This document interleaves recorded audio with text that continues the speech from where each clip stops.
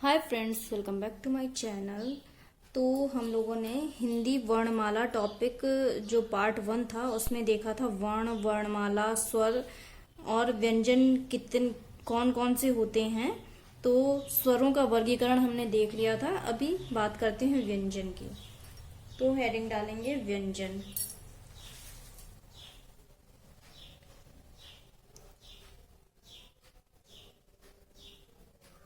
व्यंजन तो व्यंजन जो होते हैं वो स्वर की सहायता से बोले जाने वाले शब्द होते हैं। व्यंजनों की जो संख्या है वो 33 मानी गई है, 33 उच्चारण की दृष्टि से। द्विगुण व्यंजन, द्विगुण द्विगुण व्यंजन ड़ा और ड़ा को अगर जोड़ देते हैं तो इनकी संख्या 35 हो जाती है, वरना ये व्यंजन की संख्या जो है वो 33 मानी गई है। अभी व्यंजन का जो वर्गीकरण है, व्यंजन का वर्गीकरण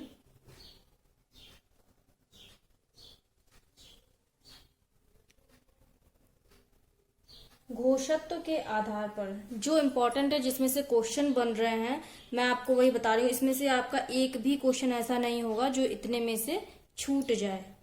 सारे क्वेश्चन यहीं से बनते हैं। घोषत्व के आधार पर। घोषत्व क्या होता है?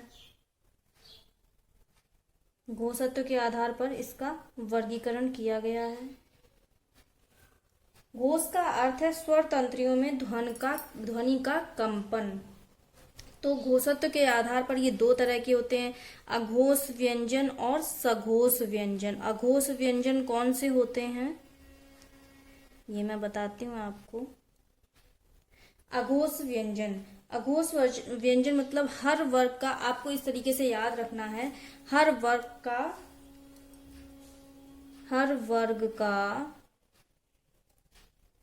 पहला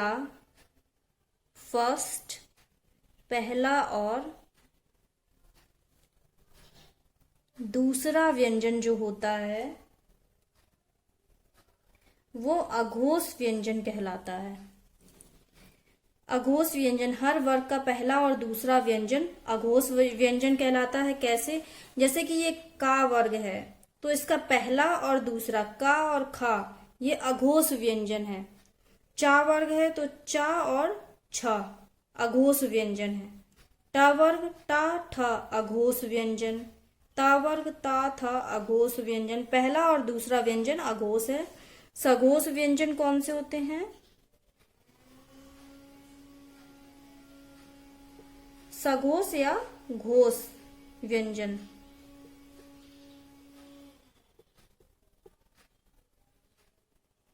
हर वर्ग का तीसरा, चौथा और पांचवा व्यंजन।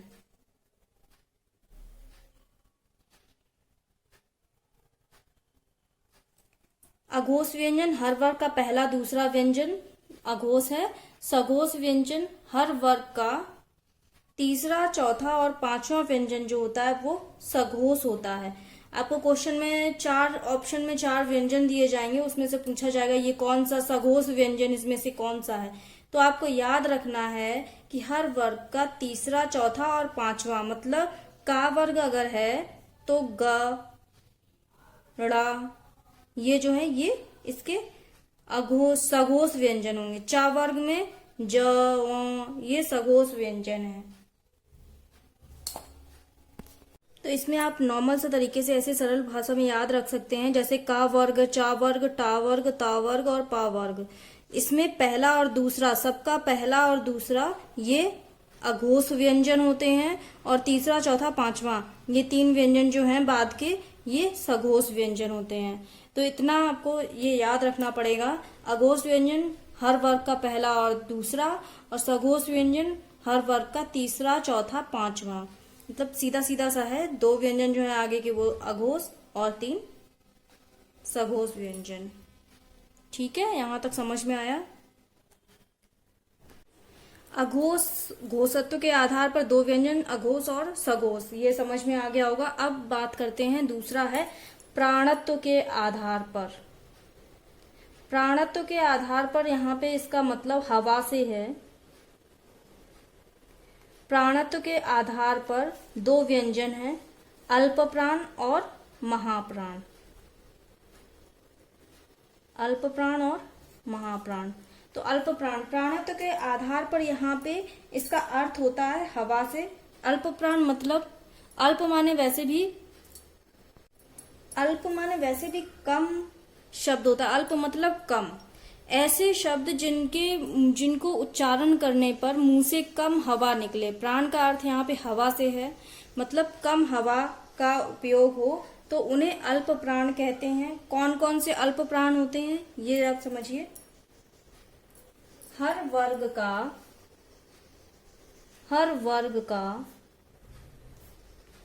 पहला,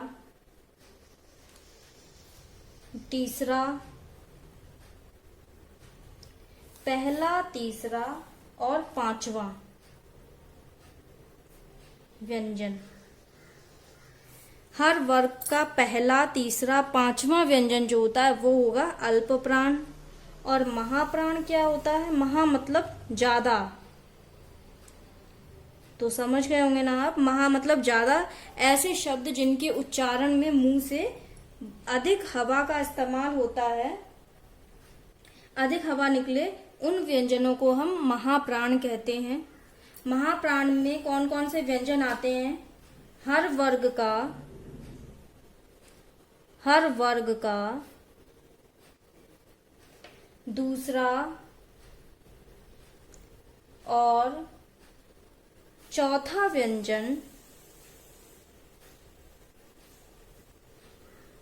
महाप्राण कहलाता है। प्राणत्व के आधार पर अल्प प्राण हर वर्ग का पहला, तीसरा, पांचवा व्यंजन जो है वो अल्प प्राण होगा। महाप्राण हर वर्ग का दूसरा और चौथा व्यंजन। ये आपको थोड़ा याद रखना पड़ेगा। घोष सघोष में बहुत सरल है, मतलब अगर आपका पहले के दो शब्द जो हैं का, खा, हर वर्ग के पहले दूसरा अघोष है और बाद के तीन सघोष हैं। इसमें अल्प प्राण में हर वर्ग का पहला, तीसरा, पांचवा व्यंजन, मतलब जैसे कि पहला, तीसरा, पांचवा, मतलब पहला का, ग और णा, ये तीन होगा। पहला, तीसरा और पांचवा ये क्या है? अल्प प्राण है। और दूसरा और चौथा ये महाप्राण है। हर वर्ग में ऐसे ही है, तो आपको ये याद रखना है। तो यहां तक बात हो गई व्यंजनों की। अंतस्थ व्यंजन मैंने आपको बताया था जब व्यंजन पढ़ाया था नेक्स्ट पार्ट 1 में। अगर आपने वीडियो नहीं देखी है तो देख लीजिए, अपलोडेड है। अंतस्थ व्यंजन य, र, ल और व, ये अंतस्थ व्यंजन है, इनको अंतस्थ व्यंजन कहते हैं। और जो कुछ व्यंजन है जो इसमें नहीं बताए जाते हैं वो मैं आपको बता रही हूँ, और इनसे क्वेश्चन भी आए हुए हैं। या और व को अर्धस्वर बोलते हैं। अर्धस्वर। र लुंठित स्वर, लुंठित व्यंजन। और ला को पार्श्विक स्वर। तो ये आपको अलग से याद भी रखना, ये अंतस्थ व्यंजन है य, र, ल, व। तो इसमें से य और व को अर्धस्वर बोलते हैं, र को लुंठित और ला को पार्श्विक। इनमें से क्वेश्चन भी पूछा गया है। ऊष्म व्यंजन,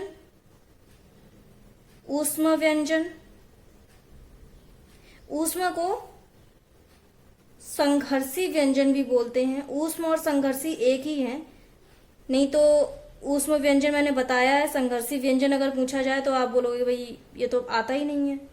तो ऊष्म और संघर्षी एक ही हैं, ऊष्म व्यंजन और संघर्षी व्यंजन। ऊष्म व्यंजन कौन कौन से होते हैं बताया है, श, श, स, ह। इनको ऊष्म या संघर्षी व्यंजन बोलते हैं। आगे आता है अयोगवाह। ये भी पेपर में पूछा जा चुका है, अयोगवाह। अयोगवाह मतलब बिंदु और ये विसर्ग, अनुस्वार और विसर्ग को अयोगवाह भी बोलते हैं। मतलब आपको अगर ऑप्शन में दिया जाता है अयोगवाह क्या है, और इसमें ऑप्शन में ये भी दिया जाएगा अंग और अह, तो इनको अयोगवाह बोलते हैं। इतनी बात समझ में आ गई। एक बार मैं स्टार्टिंग से इसको रिवाइज कर देती हूँ। स्वर और व्यंजन की इतनी बात हो गई है। अब इसके बाद हम उच्चारण स्थान देखेंगे। उसके बाद जो इसमें से क्वेश्चन पूछे गए हैं वो सारे हम लोग क्वेश्चंस करेंगे। तो रिवाइज करवा देते हैं एक बार। वर्णमाला, वर्ण भाषा की सबसे छोटी इकाई ध्वनि है, ध्वनि को ही वर्ण कहते हैं। अब ये नहीं कि क्वेश्चन आ गया भाषा की सबसे छोटी इकाई क्या है, उसमें ध्वनि तो ऑप्शन है ही नहीं, वर्ण का ऑप्शन है। तो आप कंफ्यूज हो गए कि भाई ध्वनि है, ध्वनि तो ऑप्शन में ही नहीं है। तो ध्वनि को ही वर्ण कहते हैं, इसमें लिखा हुआ है। वर्णमाला क्या है, वर्णों के व्यवस्थित समूह को वर्णमाला कहते हैं। मानक हिंदी वर्णमाला स्वर, स्वर के 13 होते हैं स्वर, उच्चारण के आधार पर 10 स्वर बोले जाते हैं प्लस 3 ऋ अंग अंगहा, तो 13 स्वर माने गए हैं। व्यंजन 33 हैं। द्विगुण व्यंजन अगर जोड़ देते हैं तो 35 है, लेकिन अगर ऑप्शन में आता है तो 33 ही व्यंजन माने गए हैं। तो व्यंजन कौन कौन से होते हैं, का वर्ग, चा वर्ग, टा वर्ग, ता वर्ग, पा वर्ग, और अंतस्थ व्यंजन या, रा, ला, वा। ऊष्म व्यंजन श, श, श, ह। संयुक्त व्यंजन छ, त्र, ज्ञ, श। तो ये जो है छ, त्र, ज्ञ, श, ये संयुक्त व्यंजन इसलिए बोले गए हैं क्योंकि ये दो शब्दों के संयोग से बने हैं, तो ये संयुक्त व्यंजन है। और ये आपको याद रखना कि ये किन किन शब्दों के संयोग से बने हैं। बहुत सरल है। त्र मतलब ता और रा, और छ मतलब का, श, ज्ञ, ज, नुआ। और इनको हलंत का भी याद रखना है। अगर ऑप्शन में हलंत नहीं लगी है तो वो ऑप्शन नहीं होगा, जो हलंत लगा होगा वो ऑप्शन होगा आपका राइट। फिर इसके बाद आता है स्वर। स्वतंत्र रूप से बोले जाने वाले वर्ण स्वर कहलाते हैं। इनकी संख्या 13 मानी गई है। स्वरों का वर्गीकरण क्या है, ह्रस्व स्वर उच्चारण में कम समय लगने वाला, मतलब बिना मात्रा के। दीर्घ स्वर बड़े आ की मात्राएं जिनमें होती हैं और उच्चारण में थोड़ा सा अधिक समय लगता है। प्लुत स्वर राम जैसे किसी का बुलाने के लिए इसको उपयोग किया जाता है। अनुनासिक स्वर होते हैं अंग, मतलब जिसमें चंद्र बिंदु लगी होती है, जिनका उच्चारण नाक के सुर से होता है, उनको अनुनासिक स्वर कहते हैं। वहाँ, तो ये अनुनासिक स्वर। फिर आती है व्यंजन की बात। मतलब इनकी संख्या 33 मानी गई है। द्विगुण व्यंजन ड़ा और ड़ा को जोड़ के 35 हो जाती है। वैसे इनकी संख्या 33 मानी गई है। व्यंजन का वर्गीकरण क्या है, अभी मैंने बताया है। ये काफी अच्छे से आपको समझ में आ गया होगा। अगर नहीं समझ में आया तो प्लीज कमेंट करके बताइएगा कमेंट बॉक्स में, क्या आपको क्या समझ में नहीं आया इसमें। घोषत्व के आधार पर अघोष व्यंजन हर वर्ग का पहला और दूसरा व्यंजन। सघोष व्यंजन में हर वर्ग का तीसरा, चौथा और पांचवा व्यंजन। फिर आता है प्राणत्व के आधार पर, मतलब प्राण का अर्थ है यहाँ पे हवा से। अल्प प्राण जिनके उच्चारण में मुंह से कम हवा का उपयोग हो, कम हवा निकले, तो हर वर्ग का पहला, तीसरा, पांचवा व्यंजन अल्प प्राण होता है। महाप्राण हर वर्ग का दूसरा और चौथा व्यंजन महाप्राण होता है। अंतस्थ व्यंजन ये तो अभी बताया है, या, रा, ला, वा। अब इसमें ये बातें याद रखने के लिए हैं। या और वा को अर्धस्वर बोलते हैं, रा को लुंठित, ला को पार्श्विक। ऊष्म व्यंजन संघर्षी व्यंजन एक ही होता है, ऊष्म व्यंजन को ही संघर्षी व्यंजन कहते हैं। श, श, श, ह। अयोगवाह अंग आहा, अनुस्वार और विसर्ग को मिला के अयोगवाह होता है। तो अभी इसमें उच्चारण स्थान और हम लोग देखेंगे नेक्स्ट पार्ट में, और फिर उसके नेक्स्ट पार्ट में हम लोग करेंगे क्वेश्चंस। बस इतने ही में से आपकी वर्णमाला के जो कितने भी क्वेश्चन होंगे सब इसी में से ही फंसेंगे, आपकी इसी में से आएंगे, इतना ही होता है। तो इसको अगर आप अच्छे से पढ़ेंगे तो इसी में से क्वेश्चन आपके सारे आ जाएंगे। तो चलिए मिलेंगे नेक्स्ट वीडियो में। उच्चारण स्थान इनका क्या होता है, कौन से अक्षर का कहाँ से उच्चारण स्थान होता है, ये देखने के लिए। तो चलिए बाय।